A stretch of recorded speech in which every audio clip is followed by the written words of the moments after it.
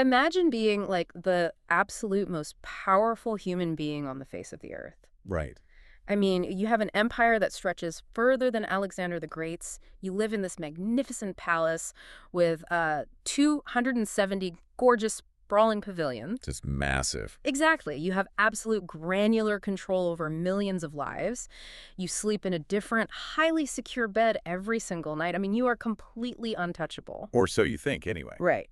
But then when you finally die, your body is secretly smuggled across your own empire, hidden inside a carriage. Yeah, and not just any carriage. No, a carriage parked right next to a cart of rotting salted fish. It is just such a crazy image. It really is. And, why did this happen? It's because you isolated yourself so completely and you built such an impenetrable fortress around your life that your own empire didn't even know you were dead. Right. The very people who locked you inside were actually your assassins. Exactly. It's just, well, it is one of the most chilling images in human history, honestly. Yeah. A dead emperor masked by the smell of salted fish, just utterly alone in the dark. Yeah. And it really gets right to the heart of what we are dissecting today in this deep dive. It does because, when the world outside gets overwhelming or you feel actively threatened, maybe your industry is collapsing or your office has just turned incredibly toxic. Oh, yeah, we've all been there. Right. Or you're just exhausted by the sheer noise of everyday life. You have this biological instinct. I mean, we all do. Absolutely. The instinct is just to pull back,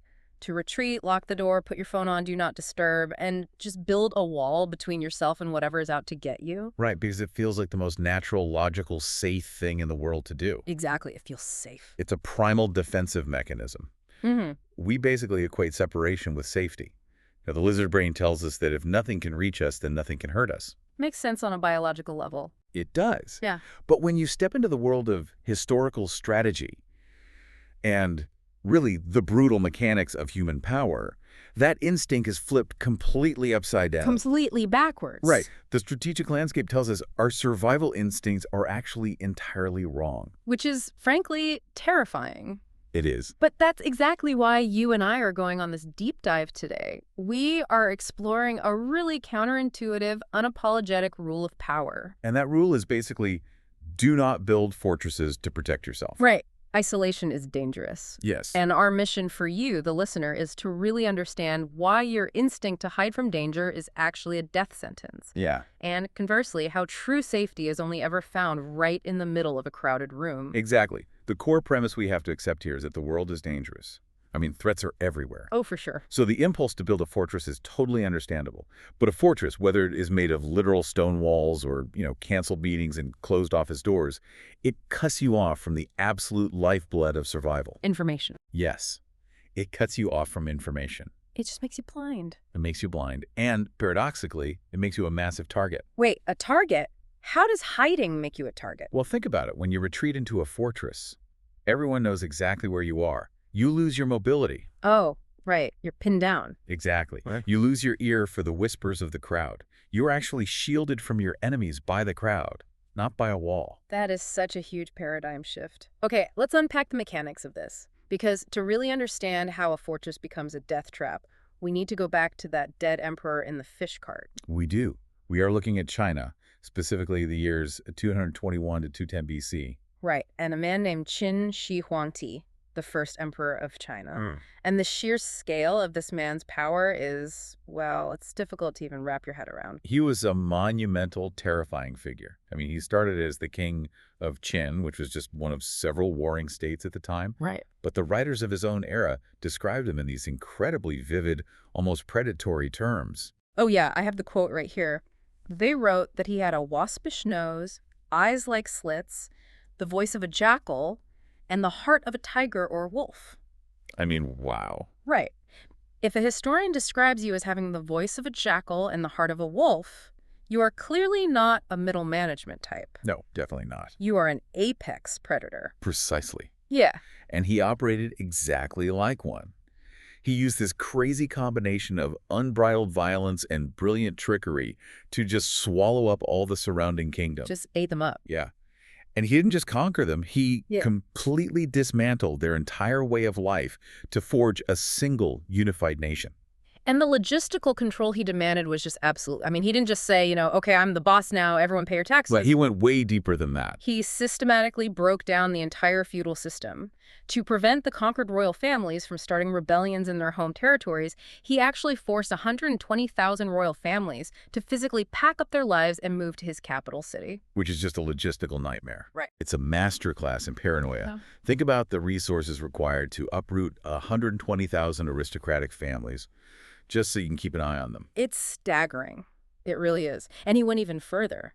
He consolidated all the various regional border walls into the Great Wall of China. Which is, a massive undertaking in itself. Exactly. And he standardized the written language, he standardized the laws, he even standardized the size of cartwheels across the entire empire. And the cartwheels are just a perfect detail, right? Right. Like, why standardize an axle width? Well, because ruts form in the dirt roads. If your carts don't fit the ruts, your supply lines slow down, your troops can't march as fast, and trade bottlenecks. Oh, wow. I didn't even think about the troops. Yeah. By standardizing the wheels, he literally controlled the physical movement of reality itself. That is insane. But, imposing that level of control across a massive continent, it comes with a really heavy psychological price. It always does. You can't force that much change without breaking a lot of minds, including your own. And this brings us to his cultural purge. He actually decided to outlaw the teachings of Confucius. Right. This was a catastrophic move, even if he thought it was calculated. Yeah. Because Confucianism wasn't just a philosophy, it was essentially the moral and social fabric of Chinese culture at the time. It dictated how families operated, how respect was shown, how society functioned. And the emperor just ordered thousands of these sacred books burned in the streets. Yes. If anyone was caught even quoting Confucius, they were instantly beheaded. It's brutal. He was trying to control not just the roads and the borders, but the actual minds of his subjects. Right. But you cannot execute a cultural purge of that magnitude without birthing massive, deep-seated resentment. I mean, the executions piled up, the enemies multiplied. And a contemporary writer of the time actually observed that even though the emperor had been victorious for 4 generations, he lived in constant suffocating terror of destruction. Exactly, he was terrified. So, if you are the most powerful man in the world and you suddenly realize literally everyone hates you and wants to slit your throat in your sleep, what do? You hide. You build the ultimate physical manifestation of paranoia. You build the palace of Xinjiang. And it wasn't just a palace. It was a labyrinth designed specifically to isolate the host from the world. Right. It featured 270 separate pavilions. And the defining architectural feature, this is the crazy part, was the network of secret underground passageways connecting all of them. So he never had to walk above ground. Never. The tunnels were built specifically so he could move through this massive, sprawling complex without a single human being ever laying eyes on him. That is wild. He slept in a different room every single night. And if you were one of the tiny handful of attendants who knew where he was sleeping and you told anyone, you were executed. Instantly. If you were just a palace worker who inadvertently looked at him as he passed by, you were beheaded on the spot. Right. Just for making eye contact. Wait, let me stop you there, because I really want to look at the mechanism of what he's doing here. Okay, go ahead. By building these secret tunnels, he is acting exactly like a turtle pulling its head into its shell. Oh, that's a great analogy. Right, like when the turtle is inside, it feels completely safe, it's dark, it's enclosed, the armor is super thick. Very cozy. Exactly. But by pulling its head in, it has sacrificed all of its sensory input. It has absolutely no idea that a predator is currently picking it up by the shell and carrying it toward a boiling pot of water. Wow, yes. The turtle feels safe while actively being transported to its death. That is the perfect analogy. The shell protects you from a quick bite, but it completely removes your agency. Right, it blinds you. It turns you into an object that others can manipulate. And that is exactly how this masterwork of isolation accelerated the emperor's downfall. By withdrawing deeper and deeper into his underground tunnels, he basically lost his grip on his empire. He cut the information feed. Completely. I mean, power relies on friction. It relies on contact, on hearing what is happening. By hiding away, the eunuchs and ministers in the court began to enact political policies without his approval. Oh, wow. So they just started running things. Exactly. Eventually, they were running the entire country without even telling him what they were doing. He became a ghost in his own house, like a total figurehead. Yes. And the very ministers who were scheming to take his power were the exact ones actively encouraging him to stay in the tunnels. Oh, of course they were. They validated his paranoia. They told him, it was safer in the dark precisely because it allowed them to rule in the light. That is so manipulative. It is. He couldn't hear the plots against him because he had literally walled himself off from the sound of human voices. And, I mean, think about the modern equivalent of this for you listening right now. Think about the last time a project at work started failing or you made a massive mistake. Oh, yeah. The instinct is to hide. Exactly. Your instinct wasn't to go into the break room and talk to everyone about it. Your instinct was to put your chat status to away, cancel your one-on-ones, and hide in a spreadsheet for 3 days. Right. You built an underground tunnel. You thought you were protecting yourself from criticism, but really, you just let everyone else dictate the narrative of your failure while you sat in the dark. And the end result of that isolation is always tragic. I mean, in the emperor's case, it was incredibly morbid. It really was. His terror of human contact grew so severe that in his final years, when he absolutely had to travel through the provinces, he did so completely incognito, hiding in a carriage. Right. And on one of these trips, he died. Likely poisoned, right, by the same ministers who told him to hide in the first place. Exactly. And because he had isolated himself so thoroughly, the ministers were able to just keep it a secret. That's the craziest part to They me. didn't tell his wives. They didn't tell his family. They just packed a trailing cart full of rotting salted fish to mask the smell of his decomposing body. Oh, man. And they drove him back to the capital, pretending he was still alive so they could consolidate their coup. He literally locked himself inside with his true assassins. It's wild. It really is. But, moving from the underground tunnels of ancient China, I want to look at how this plays out when the threat isn't a scheming minister. Okay. What happens when the threat is an uncontrollable force of nature? Because our sources draw a really brilliant thematic line to a piece of classic literature that perfectly mirrors this exact nightmare. Oh, yes. This is a great connection. Let's talk about Edgar Allan Poe and The Mask of the Red Death. It is the ultimate allegorical companion to the historical reality we just discussed. Totally. In Poe's story, a hideous, unstoppable pestilence known as the Red Death is basically devastating a fictional country. And the description of this plague in the text is deeply visceral. I mean, blood is its avatar. Yeah, it's brutal. It causes sharp pains, sudden dizziness, profuse bleeding from the pores, and death in 30 minutes. It is the definition of an unavoidable apocalyptic threat. You cannot negotiate with a plague. No, you definitely can't. And confronted with this uncontrollable terror, the ruler of the land, Prince Prospero, does exactly what Shih Huang Ti did. He retreats. He retreats. When half his kingdom is dead, he doesn't stay to lead or manage the crisis. He just summons 1,000 of his hale, light-hearted, wealthy friends from his court, and they retire to the deep seclusion of one of his castellated abbeys. A massive fortress. A strong, lofty wall girdled it in. Right. But here's the detail that really exposes the fatal flaw of the fortress mentality.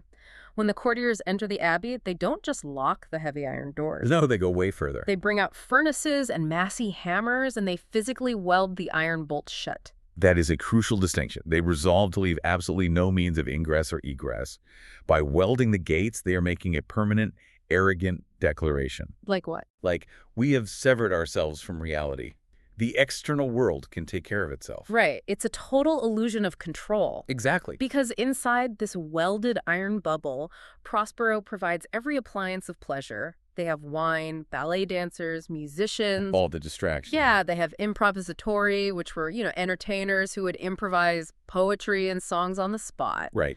They are essentially creating a totally bespoke, curated reality where no bad news is allowed to exist. The text says it was folly to grieve or even to think. They literally believed they had outsmarted the threat simply by ignoring it. Yeah.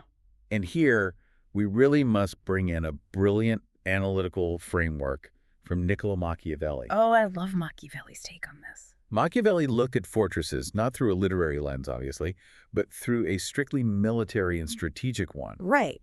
And he argued that a fortress is almost invariably a massive mistake. Okay, wait, I have to push back on Machiavelli here. Go for it. If an invading army is coming over the hill and I have a castle with 30-foot thick stone walls, a moat, and 2 years of grain in the basement, how is that a mistake? That sounds like the only logical place to be. It seems logical, but Machiavelli points out the hidden costs that people ignore. First, a fortress becomes a massive, unmoving symbol of your isolation. Okay. It screams to the enemy, here is where the power is concentrated, and here is where it cannot run away. Oh, I see. It's an X on a treasure map. Exactly. You're just drawing a target on yourself. And more importantly, it destroys your flexibility. A fortress is designed to defend you, but in doing so, it completely cuts you off from outside help, reinforcements, or new intelligence. Right, because you can't communicate with anyone outside. Yes. Once you retire behind those walls, you trap yourself. A siege doesn't even have to breach your walls to defeat you. The enemy just has to set up camp outside and wait. Oh, wow. So your fortress immediately turns into a prison of your own making. You are basically paying for your own incarceration. That is such a good point. And finally, Machiavelli points out a very grim biological reality. Because of their confined spaces and recycled air and water, fortresses are spectacularly vulnerable to contagious diseases. Oh, no. Once a sickness gets over the wall, the fortress guarantees everyone inside will catch it. Which brings us right back to Prince Prospero and his welded iron gates. I mean, they are locked inside, breathing the same air, entirely inflexible. Right. And around the 5th or 6th month of this seclusion, while the plague is just raging outside, the prince decides to throw a masked ball of the most unusual magnificence. He is a voluptuous fever dream of a party. Yeah. The revelers are whirling through these bizarrely colored, interconnected rooms. But then the ebony clock strikes midnight, and as the chimes ring out, the crowd notices a masked figure that no one had seen before. The uninvited guest? Exactly. It's a tall, gaunt figure. It's shrouded from head to toe in grave cerements, you know, the heavy linens used to wrap a dead body for burial. Right. And the mask it wears looks exactly like a stiffened corpse, dabbled in blood. The mummer had assumed the type of the Red Death itself. The Scarlet Horror had somehow gotten inside. Which is terrifying. The prince is furious, obviously. He orders the crowd to seize him and unmask him. Not the day. But when the horrified revelers finally throw themselves at the figure, grabbing the burial shrouds in the shadow of the clock, they discover something impossible. Yes. The grave cerements and the corpse-like mask are untenanted by any tangible form. There is literally no body inside the suit. The Red Death had come like a thief in the night. It wasn't a person. It was the inevitable reality they thought they could just weld out. Right. And one by one, the revelers dropped dead in the blood-bedewed halls.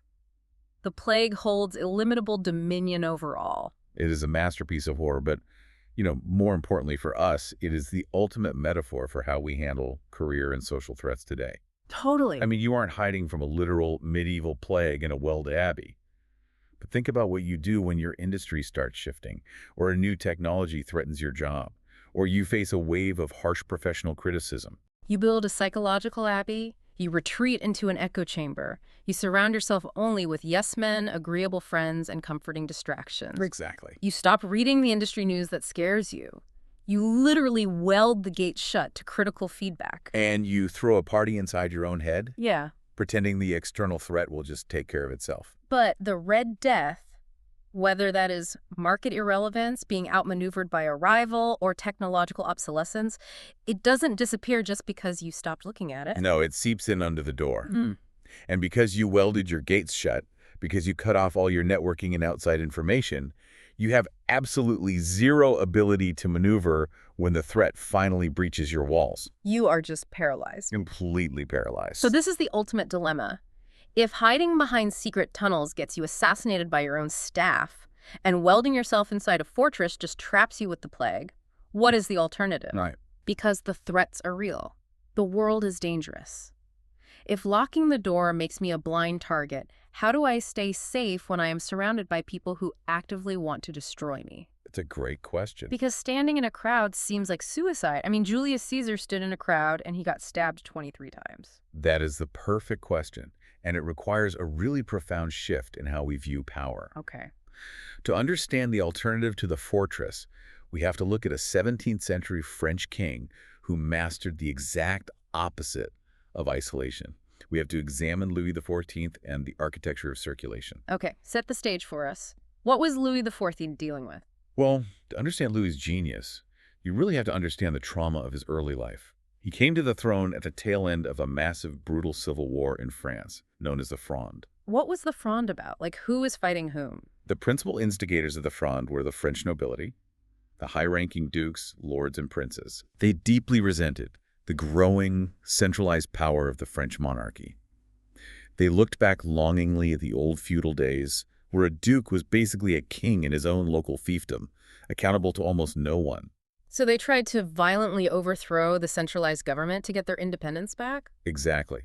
Now, the nobles ultimately lost the Civil War, and the monarchy survived. But they remained an incredibly fractious, resentful, wealthy, and dangerous group of people. So Louis XIV basically inherits a country full of heavily armed aristocrats who actively hate him, have massive egos, and have already proven they're willing to start a war to diminish his power. Yes. I mean, if I'm Louis, my instinct is to build a bunker, surround myself with loyal guards, start executing dupes. Which is exactly the Shih Huang Ti method we talked about earlier. Right. But Louis does something completely unprecedented. He recognizes that executing them will just spark another war. Hiding from them will let them plot in the dark. So in the 1660s, he begins building the magnificent Palace of Versailles. But Versailles isn't a fortress. It doesn't have defensive walls or a moat designed to repel artillery. No, Louis didn't build Versailles to keep his enemies out. He built it as an irresistible, luxurious mechanism to keep all his enemies in. This is where it gets fascinating. Because the sources describe Versailles as a literal beehive, where everything revolved entirely around the royal person. Everything. Louis mandated that all the nobility of consequence had to live there with him. They were allotted apartments nested around his own, and your physical proximity to the king's bedroom was strictly dictated by your rank. The king's bedroom occupied the exact physical and metaphorical center of the entire palace. It was the focal point of the universe. Wow. And to understand how he used this to neutralize his enemies, we have to look at the lever. Oh, the lever. This is one of the most agonizingly precise, bizarre daily rituals in recorded history. Walk us through the mechanics of it. Okay, so it was essentially the formal ceremony of the king waking up and getting dressed. At exactly 8 a.m., the king's first valet, who literally slept on a cot at the foot of the royal bed, would wake the king. Talk about no privacy. Right. Then the pages would open the main doors and a parade begins. But the order of entry is ruthlessly strict. Very strict. First, the king's illegitimate sons and his grandchildren are allowed in. Then the princes and princesses of the blood. Then his personal physician and surgeon. They check his health, and then the next wave is permitted. The grand officers of the wardrobe, the king's official reader, and those in charge of entertaining him. Then it's various government officials entering strictly in ascending order of rank, and finally the special invitees. Right? By the time this morning routine is finishing up, there are well over 100 people packed into his bedroom, standing shoulder to shoulder, just watching him wash his face and put on his shirt. And this wasn't just a spectator sport. It was deeply participatory. The highest-ranking nobles would literally fight over the privilege of holding the right sleeve of his shirt while he put his arm through it. Okay, I have to pause here. Because on the surface, this just sounds like extreme pathological narcissism. It does sound like that. It's like a modern tech CEO forcing every ambitious VP in the company to crowd into his office at 8 a.m. to fight over who gets to hand him his oat milk latte. That's exactly what it sounds like. It seems insane. How does making a duke hold your sleeve protect you from an assassination plot? Well, it is pure crystallized strategy. Think about the physical and psychological mechanism of what is happening here. Okay. By forcing the proud, historically rebellious nobility to squabble over who got to hold his shirt, Louis accomplished several vital defensive goals simultaneously. First, he completely eliminated privacy. There were no closed doors. None. Not for him and not for them. Every room in Versailles communicated with another room. Hallways fed into larger galleries where crowds constantly gathered. Everyone's actions were totally interdependent and highly visible. Right. If you are a duke who wants to start a rebellion, you need to whisper with the general. You need secrecy. You need time to plot. But if you are sleep deprived because you had to be in the king's bedroom at 8 a.m. and you spend your entire day frantically trying to navigate the social hierarchy of a brightly lit, incredibly crowded palace, when exactly are you going to plot your treason? You aren't. Conspiracies require dark, isolated corners to grow. Wow. The text actually likens conspiracies to mushrooms after rain. They need darkness and dampness. Louis brought everyone into the blinding, exhausting light of Versailles. He formalized sociability. And he was the ultimate observer. There's a courtier named Saint-Simon who kept extensive diaries of life at Versailles. Yes, Saint-Simon is a great source here. He noted that Louis noticed absolutely everything. He demanded that all the high nobility and even the minor lords be constantly present. At his waking, at his meals, walking in his gardens, he was always scanning the crowd. Always. And the punishment for trying to build your own fortress was severe. How so? Well, if a noble decided they were tired of the crowded court and wanted to just stay on their own private estate in the country, Louis would notice their absence. Oh, he definitely would. And later, when that noble inevitably needed a favor, a royal appointment, or a pension, Louis would simply look blankly and say, "I do not know him." I do not know him. That is chilling. It's the ultimate phrase out. And that judgment was irrevocable. If the king didn't know you, you ceased to exist politically and economically. Wow. Louis grasped a fundamental truth of power. For a ruler to isolate himself is gravely dangerous. In his absence, factions crystallize. Animosities fester. Rebellion breaks out before he has time to react. But by keeping everyone in constant motion around him, he maintained absolute control. For 50 years, his entire reign, there was relative peace and tranquility in France. Which is incredible, considering the Fronde. Right. Not a pin dropped in the realm without Louis hearing it, precisely because he never put up a wall between himself and the noise. He proved that true safety depends on organized social interaction and constant circulation. The proud is your armor. Okay, that is a brilliant historical blueprint, but let's bring it down to earth. I don't have a multi-million-dollar palace to trap my workplace rivals in. I can't force my competitors to hold my shirt while I get dressed. Yeah. How does the architecture of circulation apply to those of us operating in modern reality? It applies to the broader concept of what our sources call the mobility of power. The mobility of power. Right. It is grounded in the reality that human beings are, at our core, social creatures. Power is not a physical law of the universe like gravity. Power is a human creation. It only exists because people agree it exists. Exactly. Therefore, power is inevitably increased by contact with other people. To make yourself powerful, or even just secure against threats, you must place yourself at the center of things. And we have some incredible historical case studies of networking that show how to do this without being a king.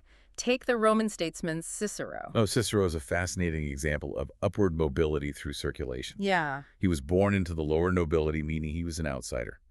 He had very little natural chance of achieving supreme power in the Roman Republic, unless he managed to carve out a place for himself among the deeply entrenched, snobbish aristocrats who controlled everything. He couldn't demand they come to his morning ritual. He had to go to them. He did. He succeeded brilliantly by identifying every single person with influence in Rome and then figuring out exactly how they were connected to one another. Just mapping the network. Yes. He mingled everywhere. He attended every function. He created such a vast, permeable web of connections that he became indispensable. And because he was connected to everyone, he was protected from everyone. If an enemy popped up in the Senate over here, Cicero didn't have to build a wall. He could just pull a string over there and have an ally counterbalance the threat. Exactly. The exact same game was played centuries later by the French statesman Talleyrand, but in an arguably much more dangerous era. Oh yeah, Talleyrand is a legend. He really is. Talleyrand came from one of the oldest aristocratic families in France. But unlike his peers, he made a conscious point of never isolating himself in an aristocratic bubble. Which saved his life, because the aristocratic bubble was about to face the guillotine. Yes. The French Revolution tore the country apart. But Talleyrand survived. He always stayed in touch with what was happening in the literal streets of Paris. Right. He understood that street-level information is the only way to foresee trends and troubles long before they reach the elite, welded-shut echo chambers. Our sources actually mention he got a certain pleasure out of mingling with shady criminal types, with gamblers and spies. He did. He didn't judge them. He used them for invaluable intelligence. He cultivated a diverse, constantly churning network. Because he never closed his circle, his political survival record is almost unbelievable. It really is. I mean, he survived the Reign of Terror. Yes. He survived the end of the Directory, which was the chaotic, corrupt five-member committee that governed France after the Revolution. Right. He survived the rise and fall of Napoleon Bonaparte. And he survived the restoration of King Louis VIII. He thrived through completely different, violently opposed regimes because he always forged connections with the new order instead of hiding in a fortress loyal to the old order. And there is a deeply physiological element to this that is crucial to understand. The social arts that make us pleasant to be around, our grace, our ease, our charm, they are like muscles. They absolutely are. They can only be maintained by constant exposure and circulation. I found this part of the source material so relatable. It points out that isolation actually engenders an awkwardness in your Oh, gestures. yeah. We've all felt this. Right. If you spend a week completely alone working from home, barely speaking out loud, and then you go to a crowded networking event, you feel rusty. You really do. Your jokes don't quite land, your timing is off, you don't know where to put your hands. You basically lose your sense of proportion in social spaces. And Mm. what happens when you act awkward? People naturally avoid you. They Yeah. subtly step away, Yeah. which makes you feel rejected, creating a vicious downward spiral where you retreat back into isolation because socializing feels too painful. Exactly. The more you are in contact with others, the more graceful and at ease you become. So if we want to avoid that downward spiral, how should we visualize our movement through the world? Well, the text advises us to view our professional and social lives like a vast Versailles. Okay. Every room communicates with another. You must be permeable. You cannot rigidly attach yourself to one clique or one department. You have to float in and out of different circles, mixing with different types of people. I want to highlight a quote from the material that paints a great visual. It says, "Always on the move, you mix and mingle in the rooms of the palace, never sitting or settling in one place. No hunter can fix his aim on such a swift-moving creature." It is defense through extreme visibility and motion. I love that.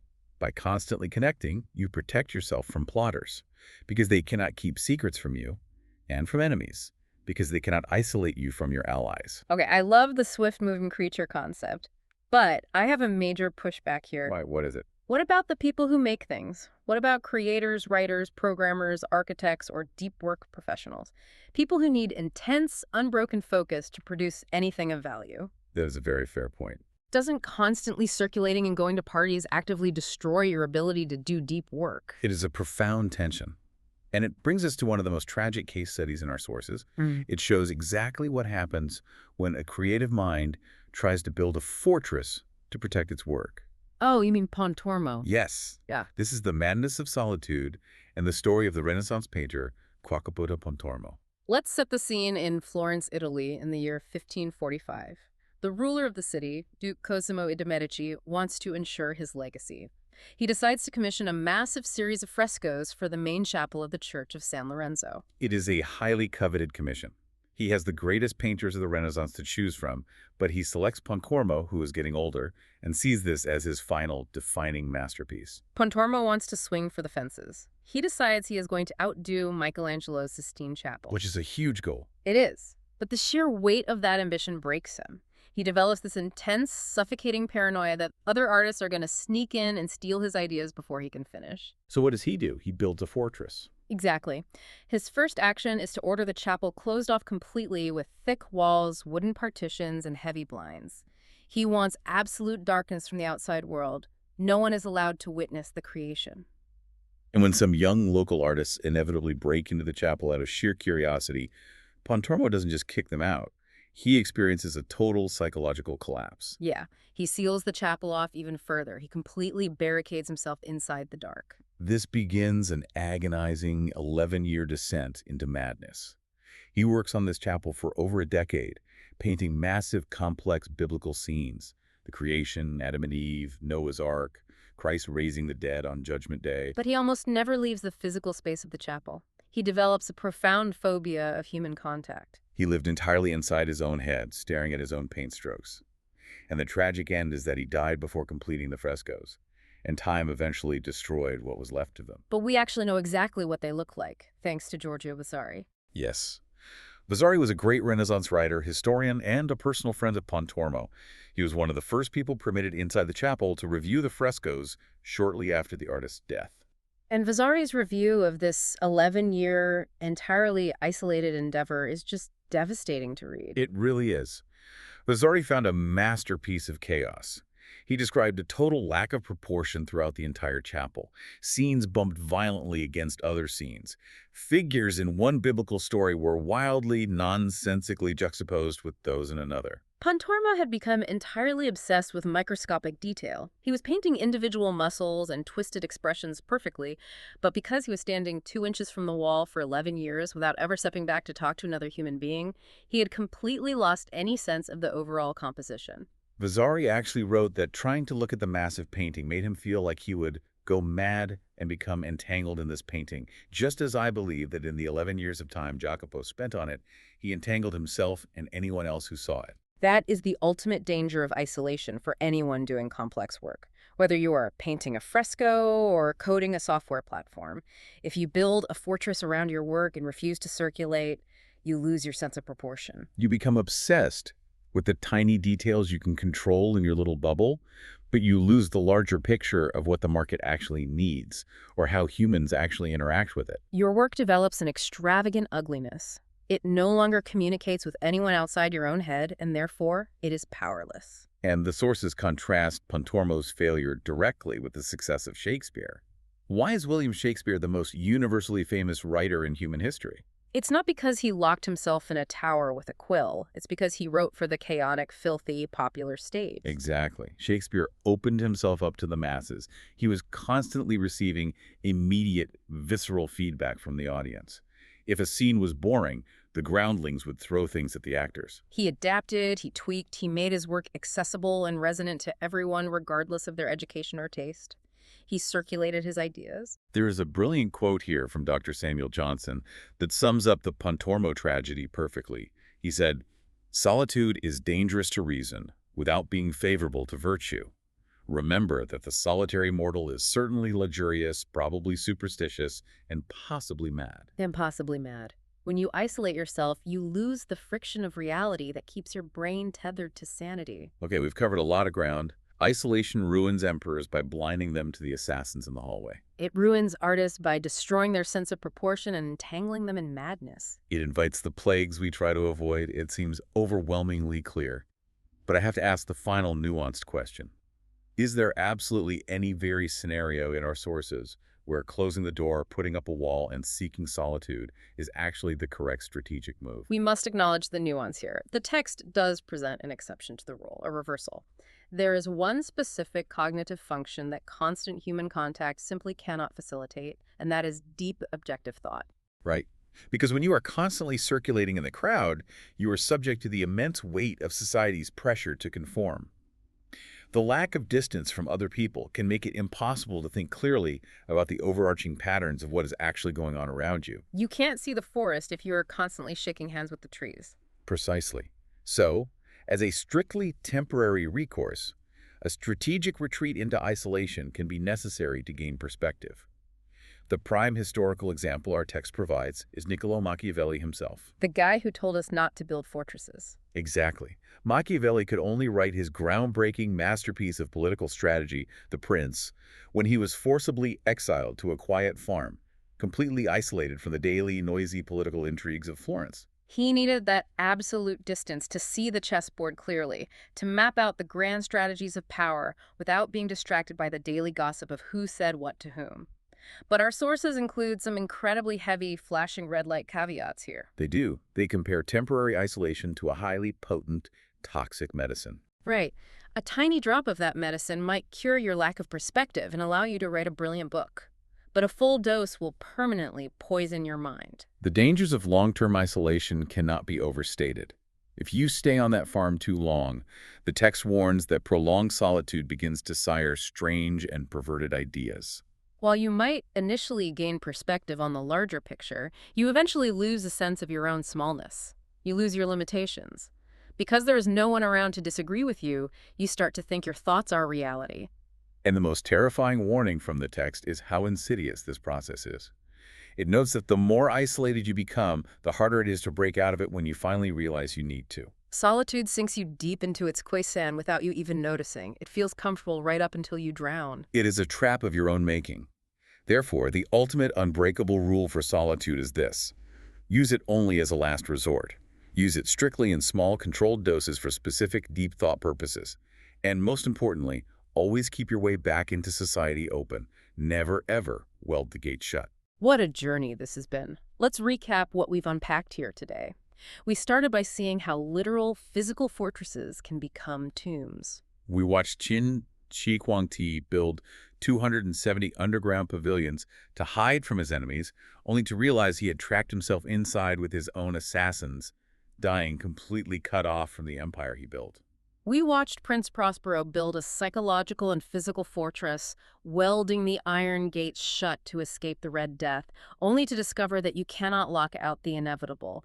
You only guarantee that you have no room to maneuver when the threat arrives. We learned the absolute genius of Louis XIV at Versailles, who proved that the best way to defeat powerful enemies isn't to hide from them, but to drag them into the blinding light and exhaust them with forced circulation. We saw how Cicero and Talleyrand survived chaotic regimes by remaining swift-moving targets woven into the fabric of the crowd.